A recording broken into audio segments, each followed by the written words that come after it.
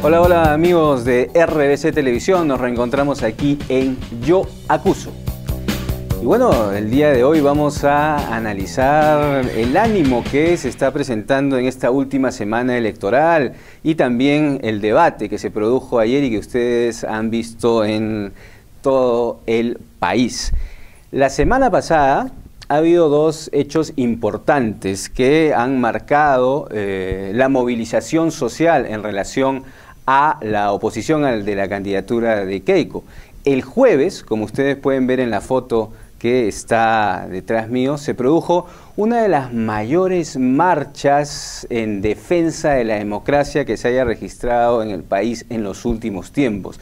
La marcha por el no a Keiko Fujimori, que congregó a diversas organizaciones, estudiantes, mujeres, trabajadores, en fin, clase media de nuestra ciudad, de Lima, de la principal ciudad del país. Y como ustedes pueden ver en las fotos que están pasándose en las pantallas, no fueron 500 ni 600 las personas que estuvieron en esa marcha. Todos los que estuvimos acompañando esta reivindicación por la democracia y por la defensa de la libertad, pudimos apreciar que se trataba de miles de personas, por lo menos 15.000 en los cálculos más modestos. Además, al día siguiente de esta marcha, hubo otro hecho de convocatoria masiva en la ciudad de Lima, un concierto organizado por la gente, en este caso sí, de Gana Perú, al que acudieron miles y miles de personas que llenaron también la Plaza San Martín. Es decir, hay un ánimo expresado en las últimas mediciones que ya no se pueden publicar en esta semana porque la ley lo prohíbe, pero un ánimo que va haciendo reflejar, que va permitiendo reflejar que no solo son los sectores populares los que se encuentran apoyando a Ollanta Humala, sino también diversos estratos sociales de nuestro país y que auguran una final que apostará, como estamos convencidos aquí en Yo Acuso, por el cambio y por la defensa de la democracia. Ayer también ustedes han podido apreciar el debate presidencial que puso frente a frente a Ollanta Humala y a Keiko Fujimori. Lo primero que hay que decir es que eso ha sido muy bueno para la salud de la democracia, para poder ver realmente el temple de cada uno de los candidatos y hasta dónde están capacitados o no para hacer frente a las tensiones y a los cuestionamientos y a las presiones que tienen que ver con un cargo tan importante como la presidencia de la República. Y desde nuestra opinión, desde el análisis que hemos hecho aquí en Yo Acuso, más allá de nuestras preferencias, realmente creemos que quien demostró mayor capacidad de poder hacer frente a las tensiones y a las adversidades y a las decisiones que tienen que ver con un cargo tan importante como la presidencia de la República ha sido ayer Ollanta Humala, frente a Keiko Fujimori, que en varios momentos del debate, cuando fue confrontada contra la realidad, no la realidad que le ponen las entrevistas tibias que le hacen en la mayoría de los medios de comunicación, sino la realidad de los hechos con los cuales Ollanta Humala en diversos pasajes del debate la confrontó. Y en esos momentos, en los momentos de la verdad, Keiko no demostró todavía tener un manejo adecuado de sus emociones. Para eso, uno de los ejemplos más claros se vio en el momento en que Ollanta Humala le recuerda a Keiko Fujimori uno de los episodios más cuestionados y aberrantes de la dictadura de su padre, de la que ella fue primera dama durante más de 6 años. Le recuerda acerca de las esterilizaciones forzadas de más de 300.000 mujeres peruanas, sobre todo andinas y pobres.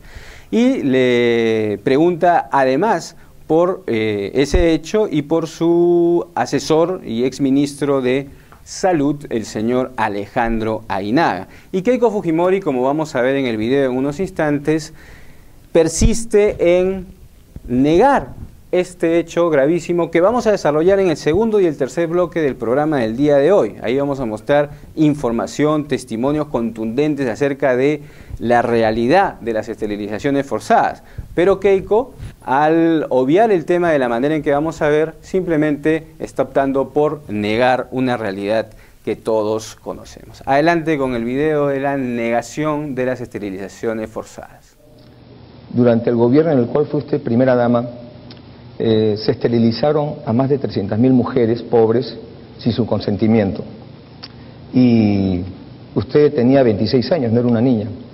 Además de eso, una persona cercana a su equipo de campaña es el doctor Aguinaga, que era ministro en ese entonces, y durante su gestión justamente se llevó esta política sobre la base de que para eliminar la pobreza había que eliminar los pobres. Mi pregunta es ¿por qué no hizo nada? ¿Y qué va a hacer usted con el doctor Aguinaga? Quiero decir que con referencia a los problemas de las esterilizaciones, el doctor Alejandro Aguinaga ha sido investigado y no ha sido encontrado culpable de ninguna manera. Obviamente, trabajaré por los derechos de todas las mujeres.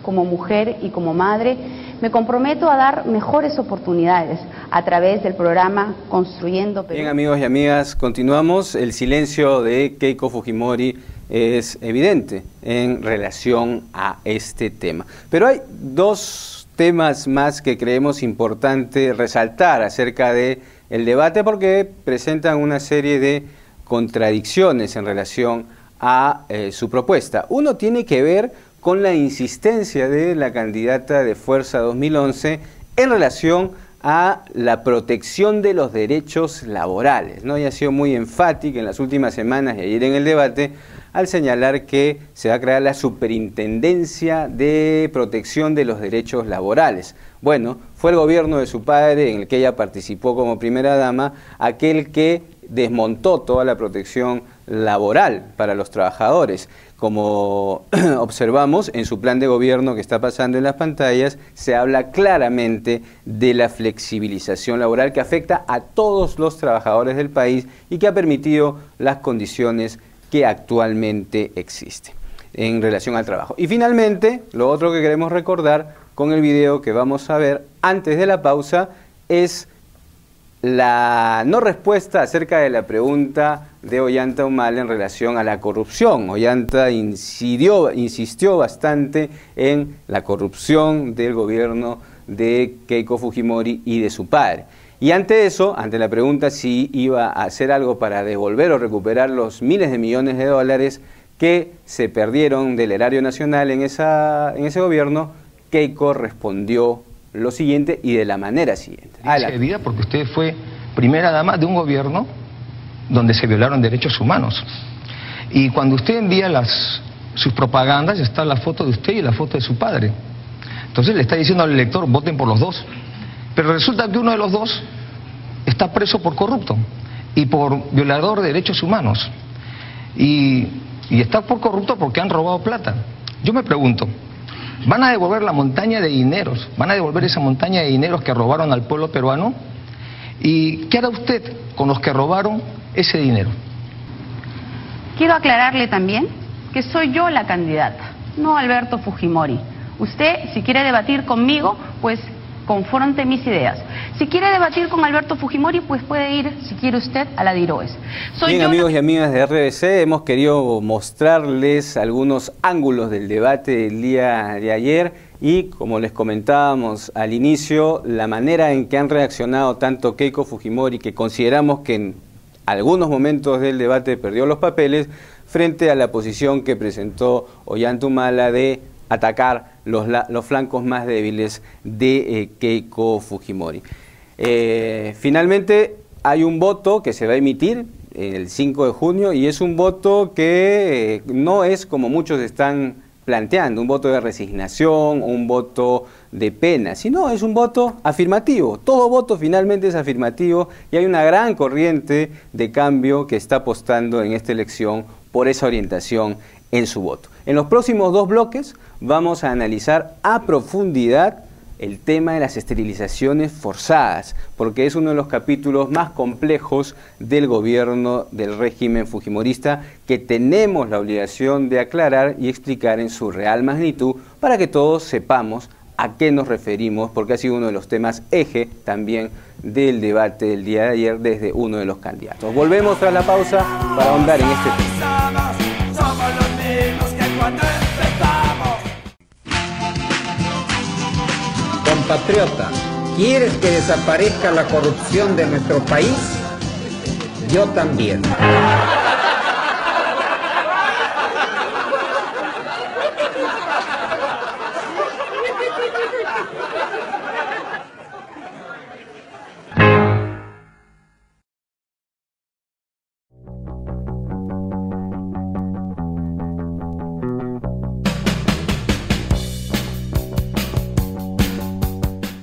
Amigos, amigas de RBC Televisión, continuamos en Yo Acuso.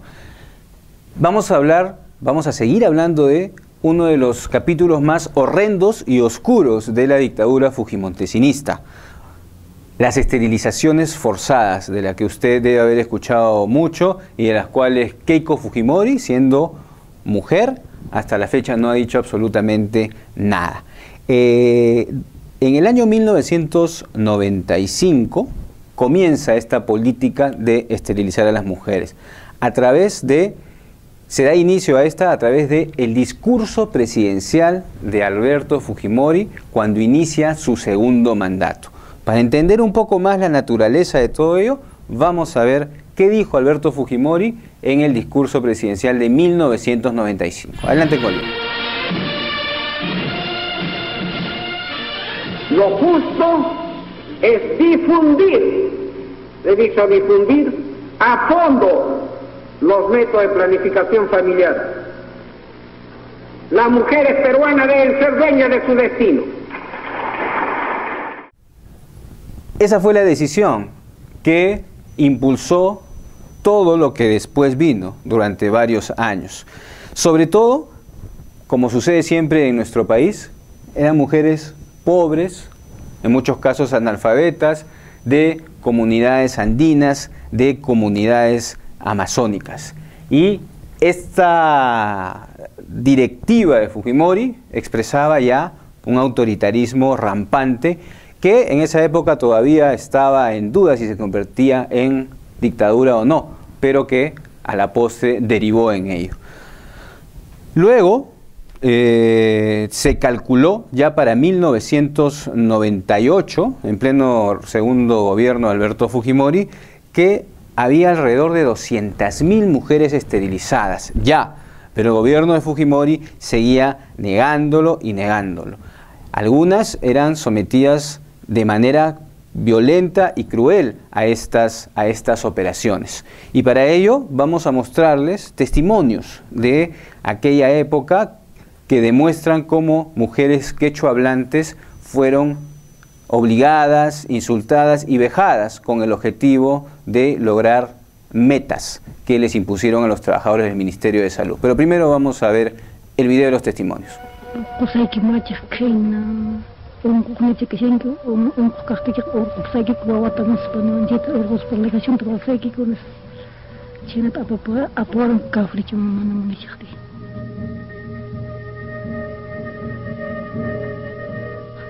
Nusna samur sawasit nusning mana operasi jak mana hokutem bah wajak tik wajita anta sakhuch hokutem wada abajim sai gan sans kosai hai ko chen manja ko spa nara hai ko rang fermam chenya operasi ko moran operasi kran hai ko manja ko spa chenya kono che operasi sai man kono gai mal ka pune mana ima bal khem baleda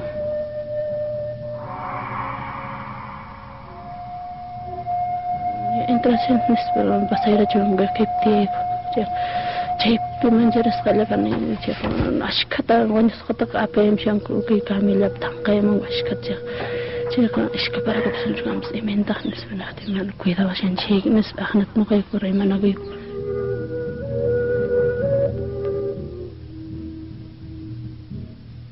gonis kata Europe segmen gonis kata wakin ke acikau ni shiktat Cita mukos uyar kus pun manusia pun macam cek Wisqewan punta, qewan punta. Manda luksin punet kunchin duancho. Nos manda luksin meto nakte hina to.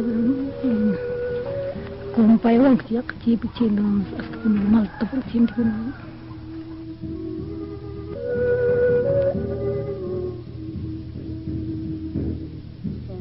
Hai kita mau wacana kita okai ko makai operation tun kuna apa cim sungkit gobierno Fujimori apa cim sungkit para nana patos pamparianta pahme apa cim 300 madres que nata okai ko runanya emanda juani shape.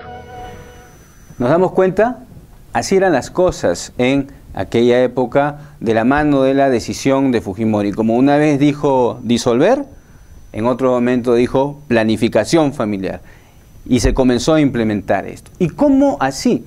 Con metas que les colocaban a los trabajadores de salud, a los establecimientos de salud. El personal nombrado, como ustedes pueden ver en las imágenes, tenía la obligación de captar por lo menos 2 pacientes al mes para este tipo de atención de esterilización. El personal focalizado debía captar 3 pacientes y el personal de las CLAS, de las comunidades locales de administración en salud, debía captar también 3 pacientes. Así eran presionados, así eran obligados estos trabajadores a captar a todas estas mujeres para que sean sometidas y cumplir las metas puestas por la política pública. Yo les pregunto, a usted señor, a usted señora, a usted joven, a usted, ¿qué haría si es que a su hija, a su esposa o a su madre, el Estado hubiese coactado, la hubiese llevado y obligado a entrar en su intimidad, en su útero, en su aparato reproductivo y hacer lo que se hizo?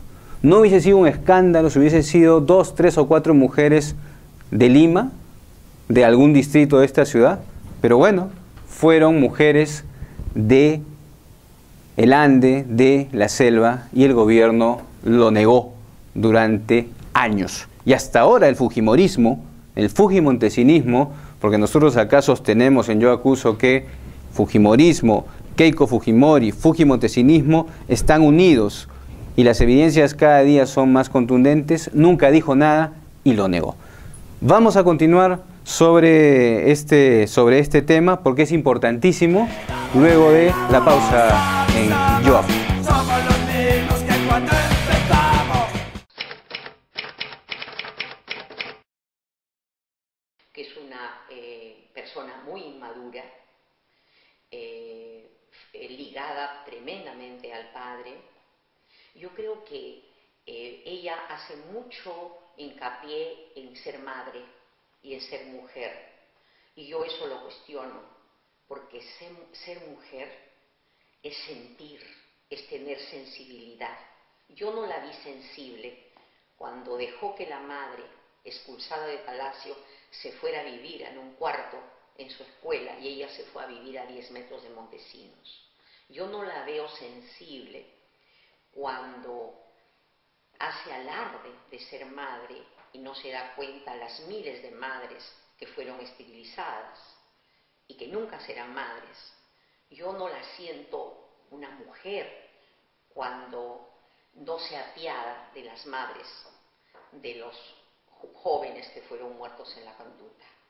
Me hubiera gustado verla arrodillada frente a Raiga Cóndor, el símbolo de esa verdadera madre que solo tenía un hijo y fue muerto. Tenemos siempre que dudar de una persona que habla como Montesinos o como Keiko Fujimori, tan segura, tan perfecta, porque eso quiere decir que el alma ha quedado al costado y que solo se ha quedado con un aparato de pensar. Yo la veo absolutamente fría. Yo la veo como si la cabeza de Alberto Fujimori se hubiera instalado en la cabeza de ella.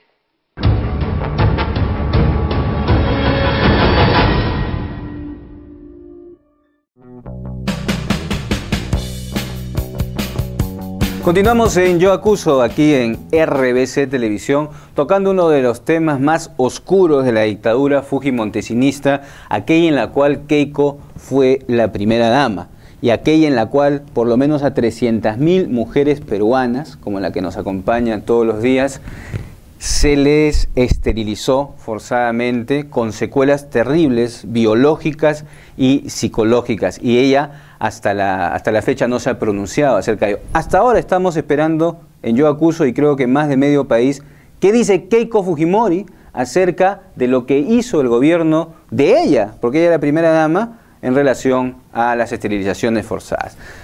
Julia Tamayo es una de las primeras investigadoras que comenzó a cosechar indicios, a oír versiones acerca de esta aberración de las esterilizaciones forzadas. Por eso queremos mostrarles una entrevista, un extracto de una entrevista en la que ella se refiere al tema. Adelante. Estas fueron acompañadas de imposición de cuotas sobre el personal de salud, y la imposición de cuotas a su vez estuvo acompañada de estímulos o en su caso de amenazas.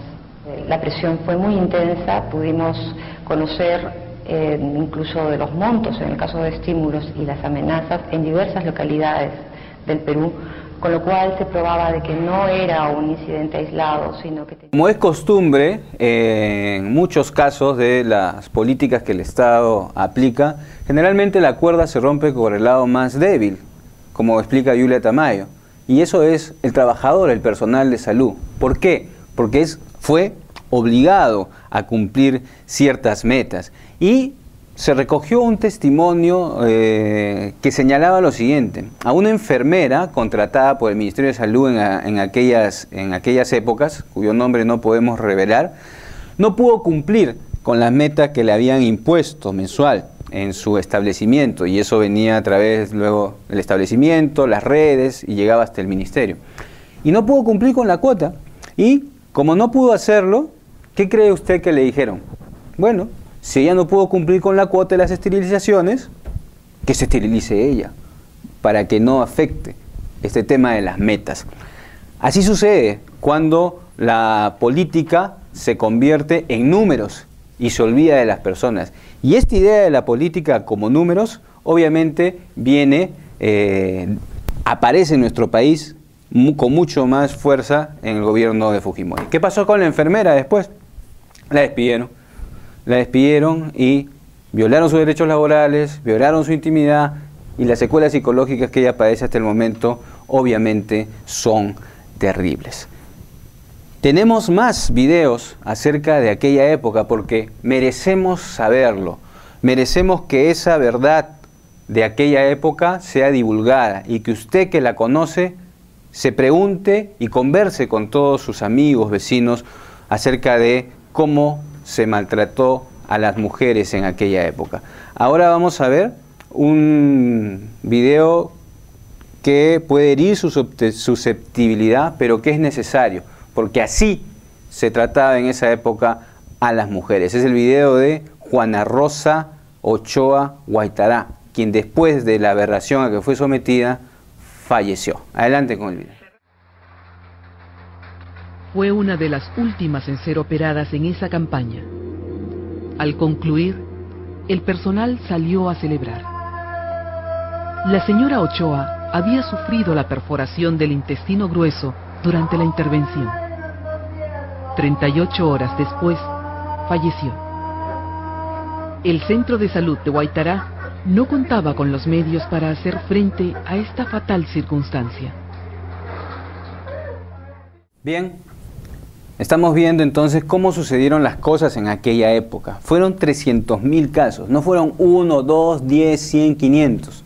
Que así hubiesen sido tan pocos, eso jamás se justificaría, pero fueron cientos de miles. Esa fue Juana Rosa Ochoa, de la zona de Guaitará, en Arequipa, a quien le perforaron el intestino grueso porque había que cumplir las metas. Y esto es central, ¿no? Metas, números, no personas, no derechos, estadísticas. Eso es lo que nos trajo el gobierno de Alberto Fujimori, cuya primera dama era Keiko Fujimori, y cuyo asesor siniestro controlaba todo esto y hacía que los medios de comunicación lo invisibilicen. invisibilicen tremendo escándalo que hasta la fecha se sigue ocultando. ¿Qué dirá, por ejemplo, de esto el vocero Rafael Rey, Altuve, Sousa, Chávez, Cuculiza y Maraví y todos aquellos que ahora se quieren presentar como la opción de futuro? ¿Dirán algo? Esperamos realmente que lo digan. Tienen algunos días aún para pronunciarse sobre las esterilizaciones forzadas. Tenemos otro video, porque hay bastante evidencia fílmica de estos casos que usted no ha visto en ningún canal de televisión, de seguro, porque ya sabemos para quienes trabajan los grandes medios de comunicación en esta época. Acá hay un video de mujeres que cuentan las secuelas que tienen que padecer hasta la fecha por las esterilizaciones. Adelante con el video. Somos inválidos, nomás ya no servimos para nada. Para la comunidad. Para la comunidad, ¿Y para tu esposo? para mis familias así también. ¿Por qué? ¿Qué te dice tu esposo? ¿Cómo ya no serví? Como ya no puedes tener hijos, ya no sirves. Claro, ¿Qué te dicen? ¿Y claro, tú así. crees eso? Sí, creo. Ya me pasa de a mi cabeza, quiero morir nomás ya. ¿Tanto así? Sí. Nosotros vivimos en el campo, sufrimos. La política de cómo el Fujimori ha decretado que nos devuelva, dice, la salud. No fue una, fueron 300.000. Y las cifras están aquí y son oficiales. En el año 96, el INEI señaló que se hicieron 81.761 ligaduras forzosas de trompa. Según el MINSA, en 1997 se hicieron 114.542 de estas esterilizaciones. Para el año 1998 ya no hubo información acerca de ello, pero se pudo, a través de cruce de información, determinar que se había programado 165.827. Sumando todos estos datos de cifras oficiales, tenemos el número, que es el que debe recorrer la mente de Keiko, de todos sus asesores y de todos los responsables. 300.000 mujeres esterilizadas. ¿Dirán algo ahora de esta monstruosa práctica que se cometió en aquellas épocas? Sinceramente, retamos al fujimorismo, a las mujeres fujimoristas, a Keiko Fujimori, a que se atreva a tocar este tema y no a señalar, como ha hecho Cuculiza hace poco, que eran esterilizaciones voluntarias, porque las pruebas están en todas partes, contundentes, con evidencias, con testimonios. Negar eso es negar a la mujer, y pretender que uno de los valores de Keiko es que ella es mujer y podría ser la primera presidenta de nuestro país, no tiene lógica cuando se ha pisoteado, se ha maltratado y se ha vejado a tantas y tantas mujeres. Finalmente, amigos y amigas de RBC, queremos agradecer a quienes nos han ayudado para dar información sobre este tema. A CLADEN, es una institución regional sobre los derechos sexuales y reproductivos y defensa de la mujer, y a DEMUS, Defensa de los Derechos de la Mujer, a todas las demusinas que nos han ayudado con esta información. Nos reencontramos pronto en Yo Acuso. Cogen confianzas que nunca les dimos, cobardes, que van de valientes, hablando de nosotros van ante la